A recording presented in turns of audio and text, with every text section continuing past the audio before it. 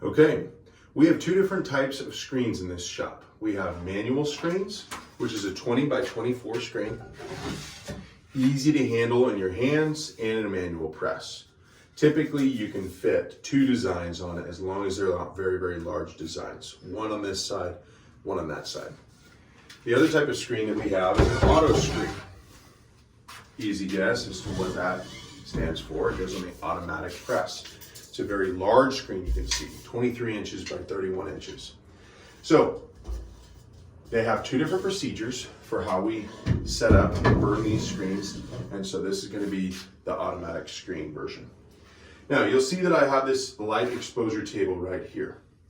The exposure table is UV light that comes up and locks in the emulsion. So first we'll talk about what emulsion is. We use a liquid emulsion here in this shop. It's photosensitive, which means that once it's exposed to UV light, it becomes hard and not permeable to water.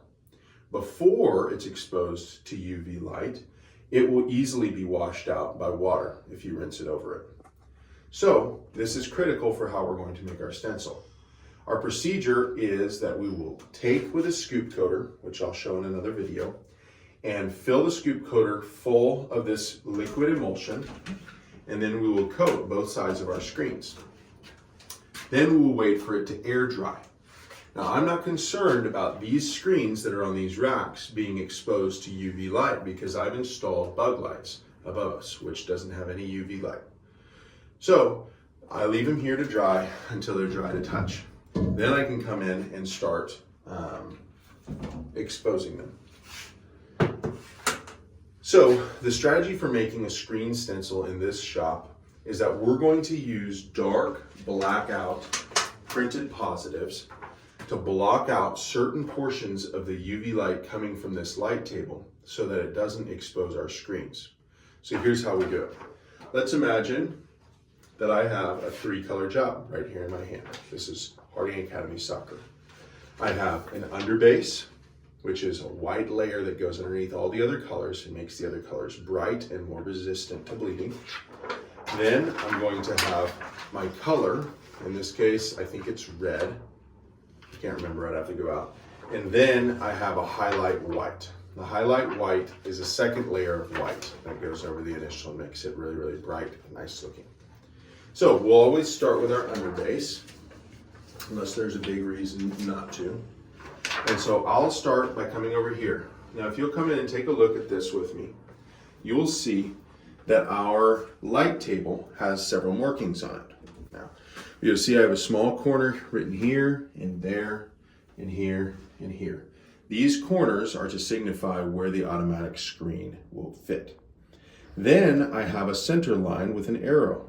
This center line shows where the frame fits in between these two, and then it shows the absolute highest point that I could possibly print on this. Now, I don't want to get right up against this point, so I'm going to leave myself a little bit of room, perhaps 1 to 2 inches. Here I have 2 inches.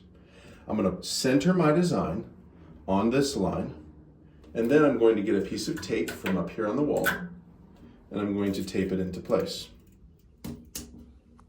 Now, if I had another design, you can see that I have plenty of space to put the other design down here.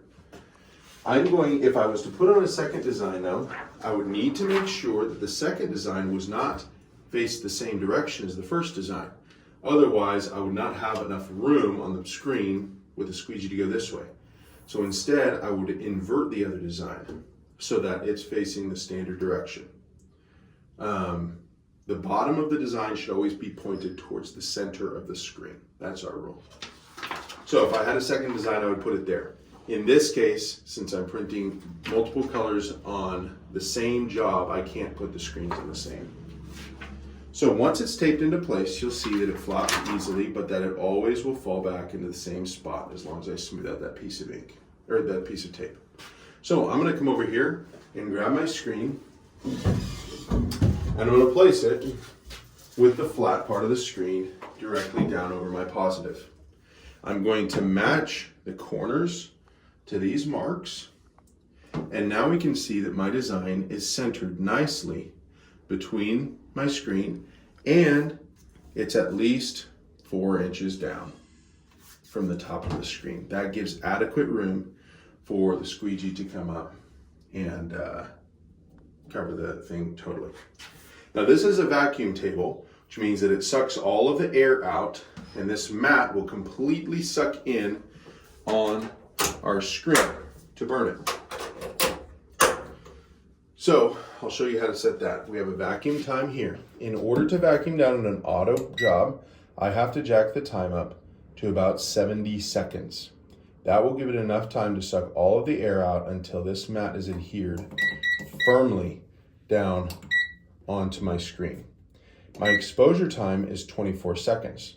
So I would set my exposure time to 24 seconds, if not already, my vacuum time to 70 seconds, and then simply press start. You will hear it kick on. That sound is the vacuum coming through.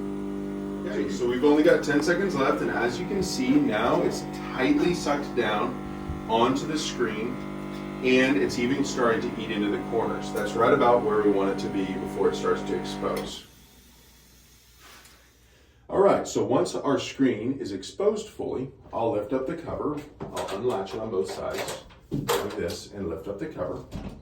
And there's our screen. I can pull it up, and usually it will kind of peel up from here.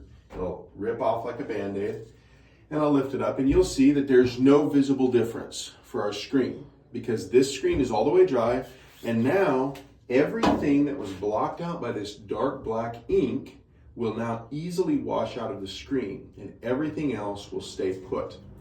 Now this is critical, that at this point, I do not take this screen out into UV light and let it sit for a while. Otherwise, the entire screen will become burned and will become useless. So I'll set this aside. We'll have a separate video for rinsing out screens. But this is a multiple color job. So now I'm going to take the next color, which is my highlight white. I'm going to match it over the previous color. If we were using registration marks, I would use that. Since we're not, I'll just line it up by eyeball. I will take and I will tape it in a different spot. So my first piece of tape is here. I'll put my second piece of tape over here so that it adheres to the highlight white. And now I can remove my underbase and put my highlight white back, and it's in exactly the same spot that the underbase was. Then I'll follow the exact same procedure on burning a new screen. This will make it so that the design fits in the exact same spot on all of our screens, and it will make it very, very easy for our team to set up once it's on press.